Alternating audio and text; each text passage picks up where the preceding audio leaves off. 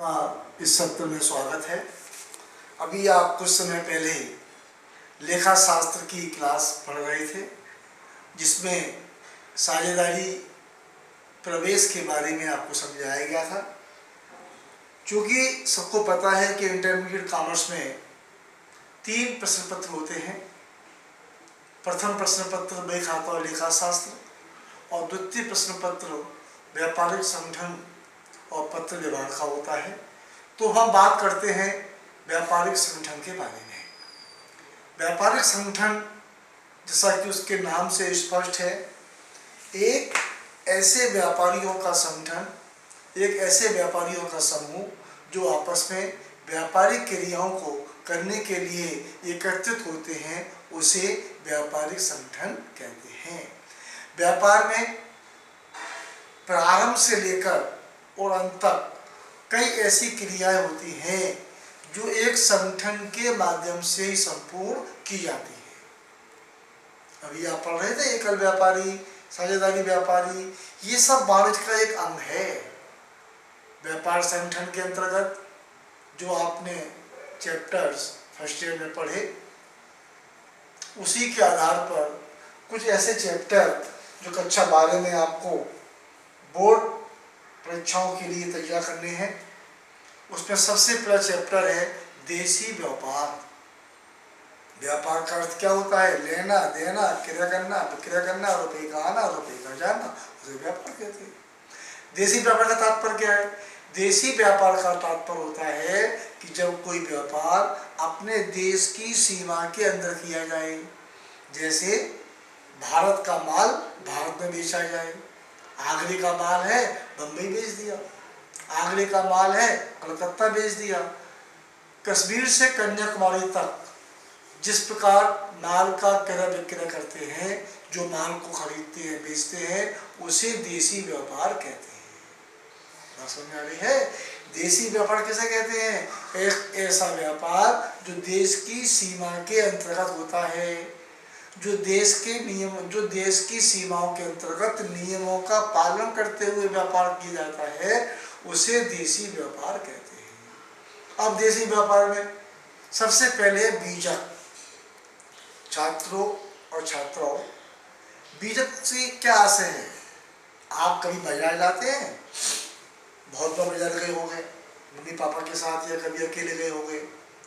बाजार में आपने ये सामान लिया, ये सामान लिया, ये सामान लिया, उससे का उसका बिल निकाल दो, तो वो एक बिल बना कर देता है कि एक शर्ट 500 रुपये की, दो ली मान लो तो 2 शर्ट 500 रुपये, एक की 500 रुपये, 2 के 1000 रुपये। वो एक जो पर्चा बना कर देता है, उस पर्चे को बीजक बोलते हैं। उस पर्चे को ध्यान से देखो आप, उस पर्चे में क्या लिखा होता है? उस पर्चे के ऊपर लिखा होता है सबसे पहले व्यापारी का नाम, उसका पता, मैसर्स बच्चूमल एंड सन्स, सदर बाजार आगरा। अर्थात ये स्पष्ट हो गया कि हमने ये सामान बच्चूमल की दुकान से, सदर की ब्रांच से खरीदा है। क्या सामान खरीदा है? उसके पर्टिकुलर दिए हुए हैं। आपने एक ट्राउजर लिया, आपने एक शर्ट ली, आपने एक स्वेटर लिया, 3 आइटम लिए। उसकी क्वांटिटी कितनी ली? एक ली, वो लिखी हुई है। क्वांटिटी का प्राइस कितना है? एक का प्राइस 1000, एक का प्राइस 1500, एक का प्राइस 2500। कुल कितनी कॉस्ट हुई? 5000 रुपये। वो 5000 रुपये लिखे हुए हैं। उस पर GST लिखा हुआ है, उस पर SGST लिखा हुआ है, उस सब का योग लिखा हुआ है। उसने कंप्यूटर फीड किया, आपको बिल दे दिया। इसे क्या बोलते हैं? बीजक। उसमें नीचे लिखा होता है नोट। यदि कोई माल खराब है तो उसे वापस कर सकते हो। यदि किसी प्रकार की समस्या है तो 2 बजे के बाद आ सकते हो। उस बीजक में माल बेचने वाले का नाम, माल खरीदने वाले का नाम, उसका GST नंबर, उसका मोबाइल नंबर, उसका विवरण आदि बातों का उल्लेख उस बीजक में दिया होता है। बीजक का उपयोग कब करेंगे? जब कोई व्यापारी, जब कोई ग्राहक किसी व्यापारी से माल खरीदता है, माल खरीदने के उपरांत जो पर्चा बनता है, जो बिल बनता है, उस बिल को हम बीजक कहते हैं। बीजक एक निश्चित परफॉर्मा पर बनाया जाता है जो विक्रेता के द्वारा क्रेता के लिए तैयार किया जाता है। बीजक बनाने का उद्देश्य यह होता है कि व्यापारी ने उस ग्राहक को कितनी राशि का माल बेचा है और कितनी राशि के माल के साथ साथ कितने प्रकार के उसको आइटम बेचे हैं।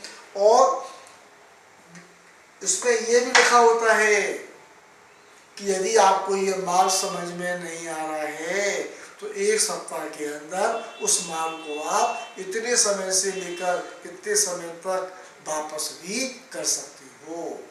बीजक एक ऐसा पत्र है जो विक्रेता के द्वारा क्रेता को माल खरीदने के उपरांत बनाकर दिया जाता है। बीजक में सबसे ऊपर लिखा होगा विक्रेता का नाम। बेटा क्या लिखा होगा? विक्रेता का नाम, उसका पता, उसकी तारीख। यहाँ 3-4 पॉइंट होंगे जैसे मोबाइल नंबर, आदेश संख्या, बीजक संख्या, क्रम संख्या और क्रेता का नाम। क्रेता कौन सा है, उसका नाम क्या है, उसके शहर का नाम क्या है, आगरा है, बनारस है, दिल्ली है, बम्बई है। एक बात ध्यान रखना, उसका शहर इंडिया के बाहर का नहीं होगा। क्यों? ये क्या है हमारा देसी व्यापार। उसके ऊपर शर्त होगी, शर्त, कंडीशन। शर्त क्या होगी? व्यापार दो प्रकार से होता है, एक तो होता है नगद, एक होता है उधार। उसमें शर्त है कि यदि आप 15 दिन के अंदर, एक माह के अंदर, according to limit of business, व्यापार की सीमा के अंतर्गत, कि आप 15 दिन के अंदर भुगतान कर देते हैं तो आपको 2% की नकद छूट दी जाएगी। यदि नहीं कर पाते हैं तो आपको इस छूट का कोई प्रयोग, कोई महत्व नहीं रहेगा। उसके बाद जो माल बेचते हैं उसमें क्रम संख्या में क्रम डालते हैं, 1 2 3 4 5 6। उसके बाद मात्रा, कितनी मात्रा ली आपने, 1000 मीटर सूती कपड़ा लिया तो 1000 मीटर। उसके बाद विवरण, विवरण में क्या आएगा, जो माल खरीदा है ये सूती कपड़ा। उसके बाद दर 20 रुपये मीटर है, मान लो 1 मीटर कपड़ा कितने का है, 20 रुपये का। कितना वो कपड़ा 1000 मीटर, 20,000 का, तो बाहर आ गया, 20,000 आ गए। इसी प्रकार से इसका विवरण बन जाएगा। इन सब का योग रकम के दूसरे कॉलम में लिख दिया जाएगा। फिर नीचे लिखा जाएगा घटाया गया व्यापारिक कमीशन। क्या मतलब? हर व्यापारी हर ग्राहक को कुछ व्यापारिक कटौती देता है, उसे क्या बोलते हैं? व्यापारिक कमीशन। व्यापारिक कमीशन क्या करेंगे? व्यापारिक कमीशन को कुल बिक्री में से घटा देंगे। अगर माल आगरे के बाहर जा रहा है उसमें खर्चा होगा। खर्चा कैसे होगा? माल इकट्ठा होगा, माल की पैकिंग होगी, पेटियाँ आएंगी, थैले आएंगे, उसकी पैकिंग होगी, उस पैकिंग को ट्रांसपोर्ट तक छोड़ा जाएगा, उसे क्या बोलते हैं? खर्चे। जितने भी खर्चे होंगे वो सब खर्चे जो व्यापारी माल खरीदेगा उसको वहन करने पड़ेंगे। उस पर लिखा जाएगा जोड़े गए व्यापारिक व्यय, पैकिंग, ढुलाई, मजदूरी, भाड़ा, बीमा, अन्य खर्चे। इन सब बातों का योग लगा, इस सब राशि का योग लगा करके संपूर्ण योग का एक बिल्टी बना करके उस बीजक के साथ व्यापारी को भेज दी जाएगी। व्यापारी उस निश्चित समय के बाद यदि उसका भुगतान करता है तो उसको नकद छूट नहीं मिलेगी, और वो यदि इस निश्चित अवधि में उसका भुगतान कर देता है तो उसको 2% की छूट प्राप्त हो जाएगी। इसलिए बीजक बनाना अति आवश्यक है। बीजक का एक प्रश्न लगभग हर साल बोर्ड के एग्जाम में आता है। अब बात आती है लाभ क्या है? बीजक बनाने से लाभ क्या है, इसका उद्देश्य क्या है? इसका उद्देश्य देखिए, बीजक बनाने का उद्देश्य क्रेता को जानकारी देना है कि कितनी राशि का माल हमने आपको भेजा है और कितने कितने आइटम भेजे हैं। नंबर 2, आपको कितने समय तक राशि का भुगतान करना है।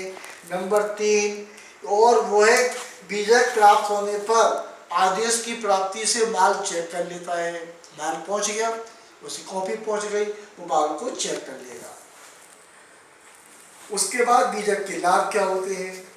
बीजक के लाभ ये होते हैं कि सबसे पहले ग्राहक को ये कहते हैं कि हमने आपका माल भेज दिया है, आपका माल इस तारीख को हमारे यहाँ से पहुँच गया है, उसमें बिल्टी और बिल लिखा हुआ है, आप माल को चेक कर लेना।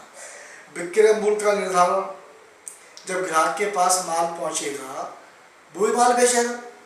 जब वो माल बेचेगा तो उसको क्या पता लगेगा कि कौन सी वस्तु किस दर से आई है, किस आइटम का क्या मूल्य है।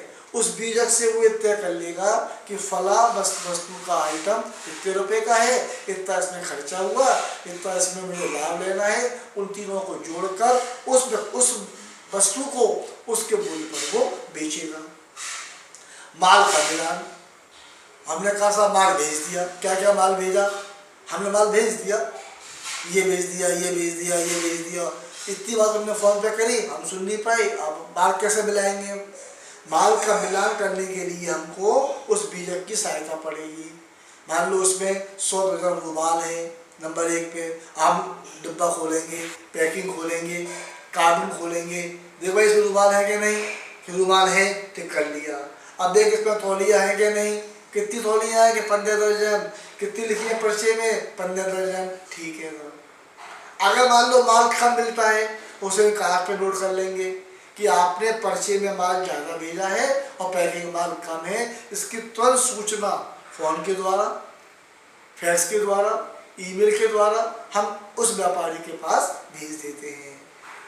भुगतान का ज्ञान, हमें उससे ये ज्ञान हो जाएगा कि माल छुड़ाने के लिए हमें कितने भुगतान की आवश्यकता होगी। माल बिल्टी से आ रहा है, बिल्टी मिल जाएगी, बिल्टी की राशि लिखी होगी, उतने रुपये लेकर के हम ट्रांसपोर्ट चले जाएंगे, उस समय ज्ञान हो जाएगा। बिक्री के अब बीजक को दिखा करके हम माल को बेचने का काम करते हैं। हम माल भरते जाएं भरते जाएं भरते जाएं और माल बेचे नहीं, क्या फायदा होगा? क्या ये व्यापार होगा? उसको व्यापार नहीं कहते हैं, इसको तो घर कहते हैं। व्यापार किसे कहते हैं? हमने माल लिया, हमने माल ए से लिया, हम मान लो ए है, हमने माल बी से लिया, सी को बेच दिया। व्यापार ये तो होता है। बिक्री का प्रमाण, हमारे पास बिक्री का प्रमाण भी हो जाता है। प्रमाण क्या हो जाता है कि हमने इतना माल इस तारीख से उस व्यक्ति से लिया था जो इतनी राशि का था। एक होता है भूल चूक लेनी देनी।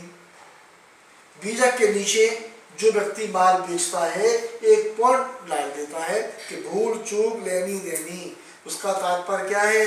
यदि माल कम है, योग में कोई कमी है, योग की संख्याओं में कोई कमी है, तो हम उसके लिए जिम्मेदार हैं। ऐसा नहीं है कि पर्चा करके फाइनल हो गया।